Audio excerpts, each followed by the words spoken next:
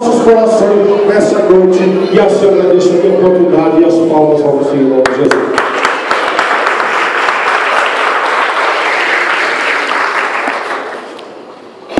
A paz do Senhor, igreja. A paz do Senhor.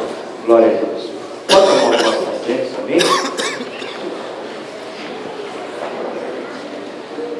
Abra as nossas Bíblias no primeiro livro, no livro de Gênesis.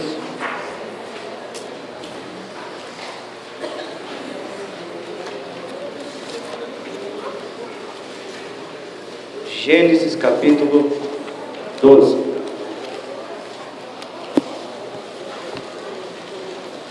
Enquanto você procura, quero agradecer a Deus nessa noite por essa oportunidade. E eu fico alegre e contente de ver o meu amigo pastor Márcio hoje aqui conosco. Eu estava dirigindo a igreja de Rodolfo Pirani, já ministrou lá, também já ministrei na sua igreja. Para mim é um motivo de muita alegria revê-lo hoje, nessa noite. Glória a Deus. Quem achou, diga: eu achei. Diz assim: ora, o Senhor disse a Abrão: sai-te da tua terra e da tua parentela e da casa de teu pai, para a terra que eu te mostrarei. Repita comigo: mostrarei. Mostrarei. E far-te-ei uma grande nação, e abençoar-te-ei, e engrandecerei o teu nome, e tu serás uma bênção. E abençoarei os que te abençoarem, e amaldiçoarei os que te amaldiçoarem. E em ti serão benditas todas as famílias da terra. Repita comigo: todas as famílias. Todas as famílias. Amém. Pode fechar a sua. Irmãos, nós vemos aqui uma passagem bem conhecida, falando sobre Abraão, no livro de Gênesis. Nós vemos aqui Deus tentando recomeçar algo. Nós vemos aqui Deus chamando o homem para recomeçar algo que foi perdido. Nós vemos aqui que o livro de Gênesis é o livro da origem, do princípio, que no hebraico quer dizer Beret, e no grego quer dizer a origem, o princípio. Nós vemos que Deus criou os céus e a terra e tudo que nela há. Deus criou os animais, as estrelas, Deus criou o homem e Deus criou a mulher.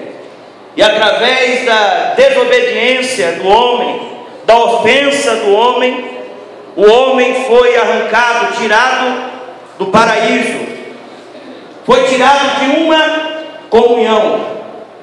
E depois disso nós vemos a degradação do ser humano. Depois dessa desobediência, nós vemos que o ser humano começou a degradar-se, começou a deteriorar, vamos se dizer assim. E a Bíblia diz que Deus mandou o seu juízo, porque a maldade do homem cresceu na face da terra. E a Bíblia diz assim que Deus se arrependeu de ter feito o homem. Mas no original quer dizer que Deus teve um grande pesar, Ele pesou o seu coração. Não é que Deus se arrependeu de ter feito o homem, mas na nossa tradução está escrito que Deus se arrependeu, mas no original está escrito assim que Deus teve um grande pesar, pesou o seu coração. Por quê? De ver o ser humano do jeito que ele se encontrava. Por quê? Porque o ser humano é a coroa da criação de Deus. Como assim, pastor? Quando Deus olha para mim, quando Deus olha para você, Ele dá um suspiro. Ele olha, Ele dá aquele suspiro e solta e fala assim: é a obra-prima da minha mão. Nós vemos assim, que depois do dilúvio teve a confusão, o homem sempre se degradando, mas Deus queria recomeçar uma comunhão. religião. Deus queria restaurar algo que foi perdido. Através de quem? Através de Abraão. Abraão é descendente de Noé, do seu filho chamado Sem. Quando Deus chamou Abraão, ele se chamava Abrão, lá da Mesopotâmia. Todo mundo aqui já conhece, já ouviu falar de Abraão. Ele estava na Mesopotâmia. A Bíblia não relata, mas Deus o chamou de lá. E ele veio com a sua família, veio com seu pai, veio com seus irmãos até Harã. Mas veio a palavra do Senhor novamente para ele e mandou ele largar a sua parentela, largar a sua terra, tudo o que havia lá, para uma terra que ia ser mostrada para ele. Deus engrandeceu tanto o nome de Abraão. O nome de Abraão foi tão engrandecido que os muçulmanos é o segundo homem depois de Maomé. Para você ter uma base, no Alcorão, Abraão, ele é citado 188 vezes. Quando no Velho Testamento ele é citado 75 vezes, ou seja, 40 vezes. E no Novo Testamento Abraão é citado 75 vezes. O nome de Abraão abrangeu todas as religiões.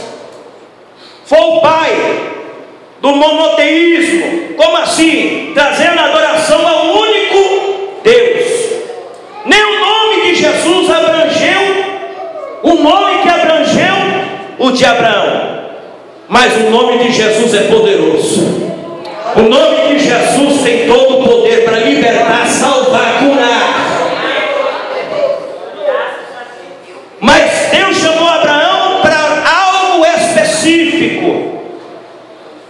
Deus chamou Abraão para recomeçar algo que foi perdido. Olha para o teu irmão e fala assim: Deus irá recomeçar aquilo que foi perdido. A primeira prova foi largar a sua parentela. Primeiro ato de fé. Quando falamos de Abraão, lembramos de fé. Quando falamos de Abraão, falamos de crença.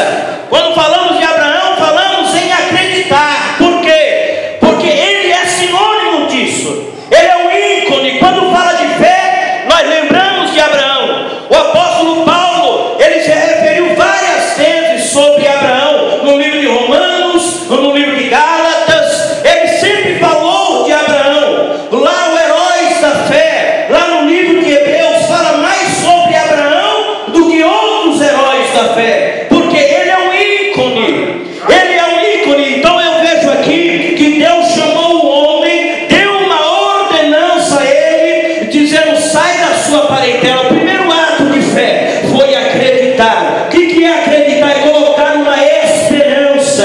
O que é acreditar? É crer naquilo que você não vê. A Bíblia diz de fé. Fé é o firme fundamento das coisas que não se vê, mas daquilo que se espera. Abraão, ele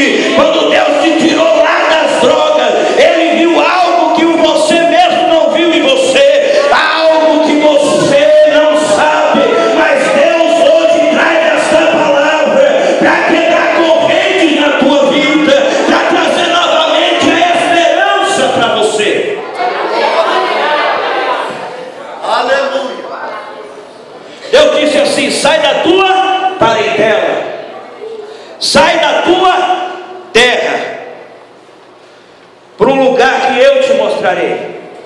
Quando Deus chamou Abraão para se desligar das coisas do mundo. Quando Deus falou assim, sai do meio da tua parentela, Deus estava falando assim, esquece aquelas raízes, aquilo que ficou para trás. Não tem, irmão, não tem como, nem cientificamente, como explicar. A água não se mistura com o óleo. As coisas do mundo não se misturam com as coisas de Deus. As coisas de Deus é espírito e as coisas do mundo é carne. E a Bíblia diz que há uma luta entre a carne e o espírito. No mundo fala, nós temos que ver para crer, mas dentro da igreja você tem que crer para ver. É verdade, meu irmão.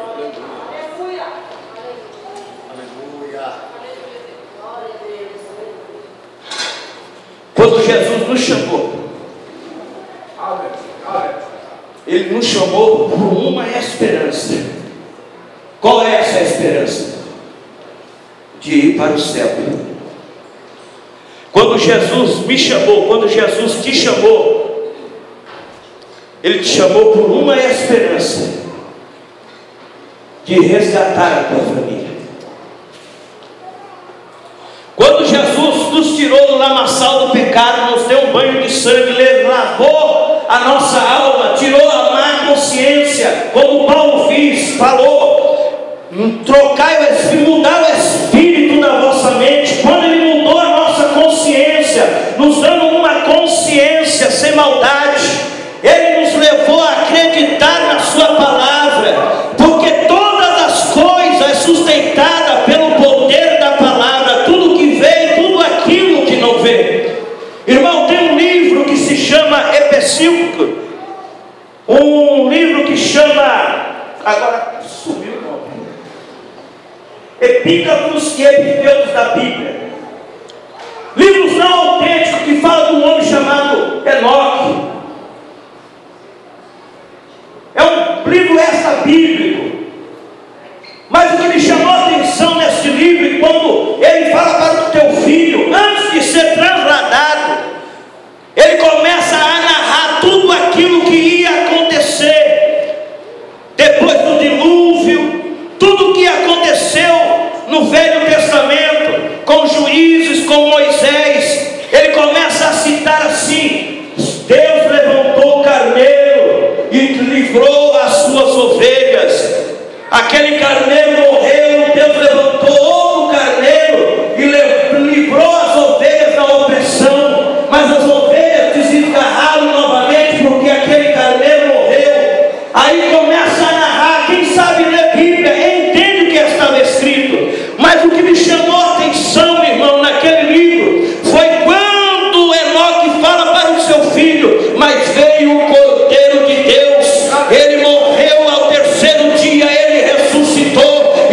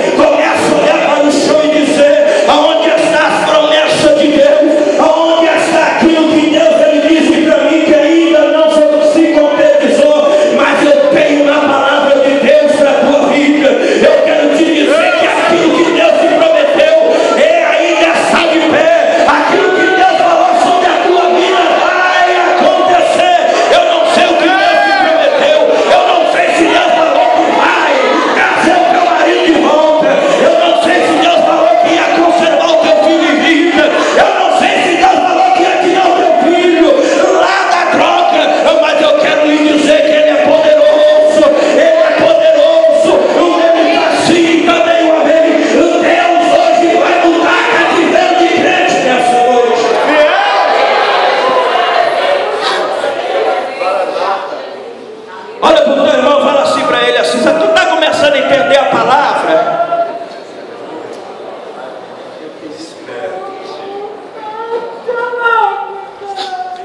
O apóstolo Paulo, irmão, fala que os filhos de Abraão não são judeus, porque os fariseus chegaram e falaram assim: nós somos filhos de Abraão. Mas Jesus disse assim: se vocês fossem filhos de Abraão, vocês se alegravam comigo, porque ele viu meu dia e se alegrou comigo. Vocês têm por pai o diabo. Quem falou foi Jesus.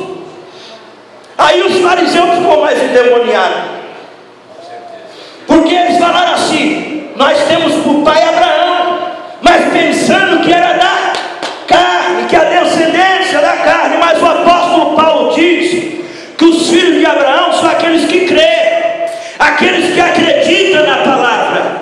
Porque se você vê as promessas que Deus fez a Abraão, diz assim que todas as famílias da terra serão benditas por causa dele, por causa da sua descendência, porque de Abraão ia sair o Salvador, o Redentor, o estrela da manhã, o alfa, o ômega, o princípio e o fim, aquele que levou os meus e os seus pecados. Através da fé nele, nós seríamos curados. Então o apóstolo Paulo fala assim: não é aquele que é incircunciso ou aquele que é incircunciso que é filho de Abraão, mas aquele que crê, que segue as suas pisadas. A Bíblia diz assim, irmão, que sem fé é impossível agradar a Deus, porque aquele que chega perto dele tem que acreditar que ele é galardoador.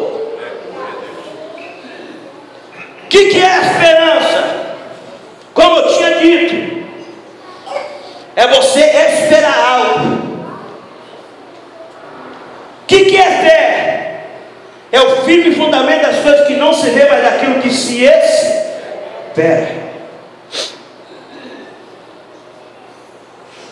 O apóstolo Paulo falou para Timóteo o seguinte: milite a boa milícia.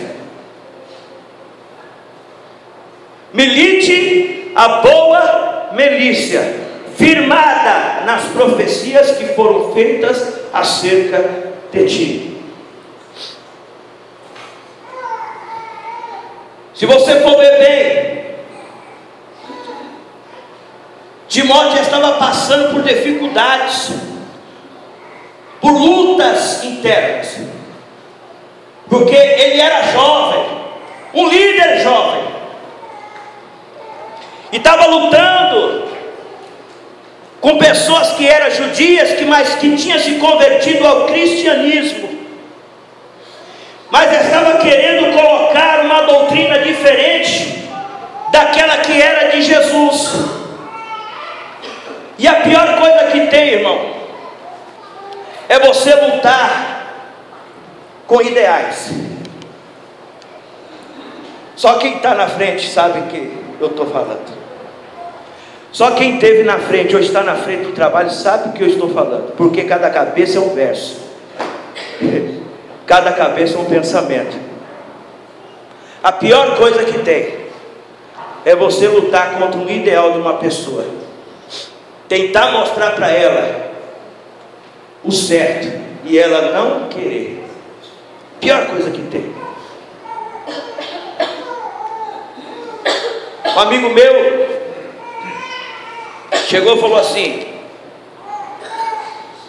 eu falava assim para o meu filho: não coloca o dedo na tomada. E ele ia lá, colocava o dedo na tomada. Mas Ricardo, ele era pequenininho, mas o dedo dele pequeno, mas cabia dentro. E toda hora eu tinha que ir lá e tirar ele de perto da tomada, porque eu fiquei com medo de ele se machucar. Mas toda vez que eu falava com ele, tirava ele, ele voltava para lá. Mas certo dia eu me cansei de falar com ele. Ele pequeno, não escandaliza não, Ricardo, que eu vou falar para você. Eu dei uma tesoura na mão dele. Você deu uma tesoura na mão dele? Eu dei uma tesoura na mão dele. Falei: vai lá, filho, coloca lá. Mas por que você fez isso? Não, eu sei, porque o disjuntor ia cair. E ele foi e colocou a tesoura lá na tomada.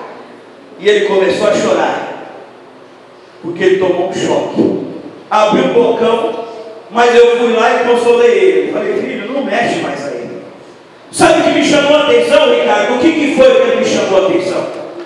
Sabe o que me chamou a atenção? Quando os amiguinhos dele foram brincar com ele lá em casa. Estava um grupo de amiguinhos, os amiguinhos foram para aquela tomada. E quando os amiguinhos dele foram para aquela tomada, ele correu e falou, não, aí não, dói, aí não, dói.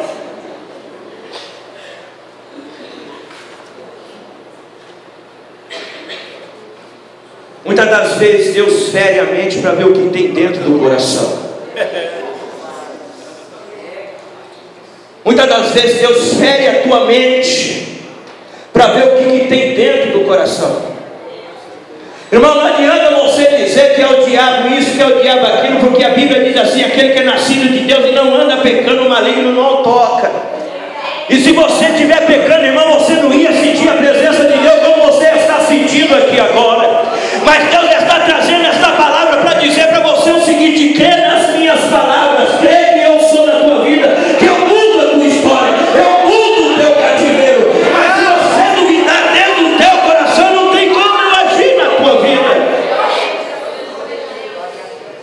Muitas das vezes por causa da consequência, irmão, muitas das vezes por causa das lutas que nós passamos, nós não acreditamos mais que Deus vai fazer algo. Eu confesso aos irmãos que eu estava ali tremendo, porque é difícil pregar aqui. E olha que eu estou acostumado a ministrar a palavra. Já preguei para pessoas, 100, 200, 300 pessoas, mas quando chega aqui na igreja, eu não sei o que é, qual que é o mistério, pastor, mas a perna fica assim, ó. Dá uma gaguejeira, começa a gaguejar, esquece. Você pode ver que eu não consigo usar esboço, eu não consigo. Eu admiro quem usa esboço. Mas Deus tem algo hoje nesse lugar. Eu creio. Eu creio.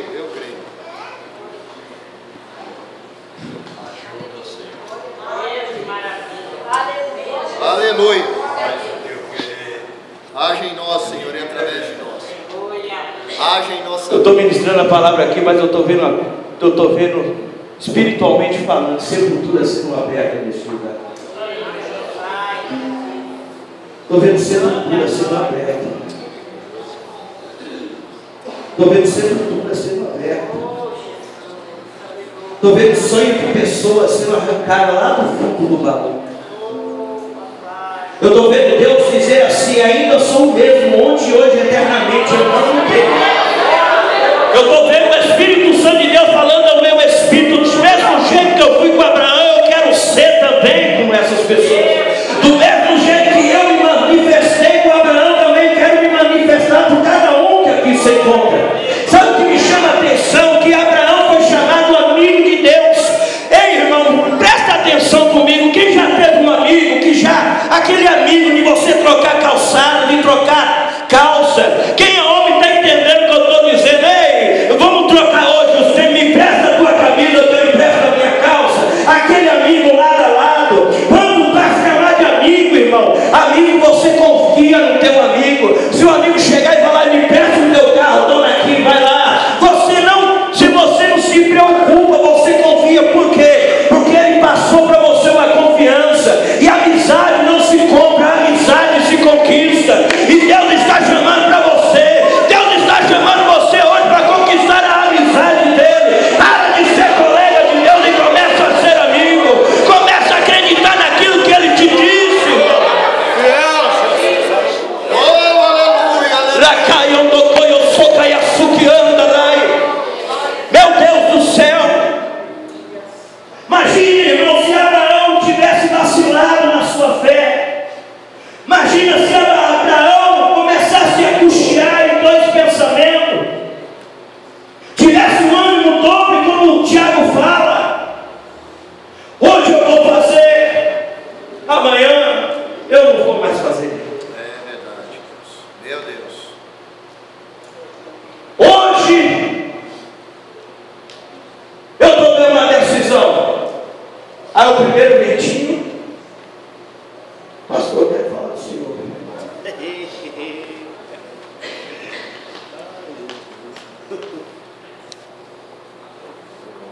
Davi, antes de morrer, 1 Israel capítulo 2, no versículo 2, ele disse assim: Salomão, vem aqui, eu preciso falar com você. Senta aqui, Salomão.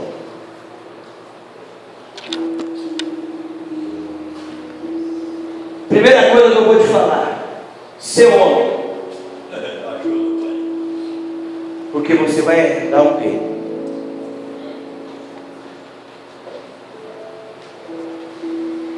Deus não chama covarde. Deuteronômio capítulo 20, a lei da guerra. Se você quiser abrir a sua Bíblia, pode abrir.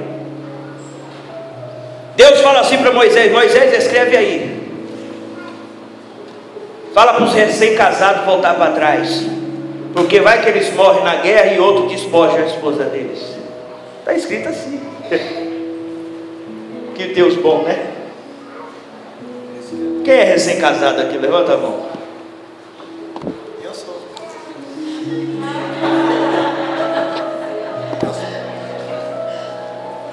Eu estou com a minha esposa desde 92.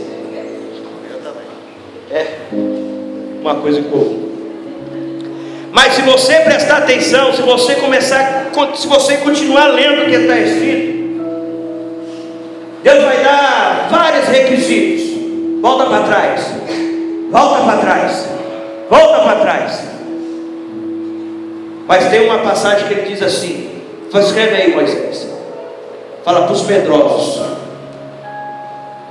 fala para os covardes voltar para trás, porque eu não tenho negócio com covarde.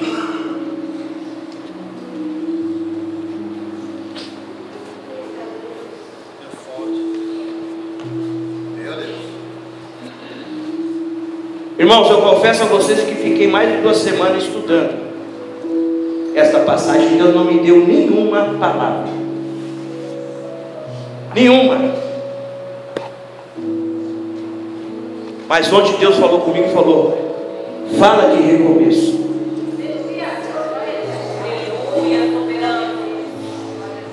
Deus falou: fala de recomeço.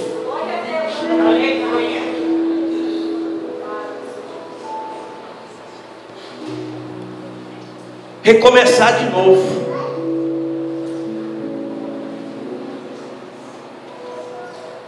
E quem entende isso aí, quem já foi desviado, irmãos, quem já se afastou e voltou, são os verdadeiros guerreiros. Por quê?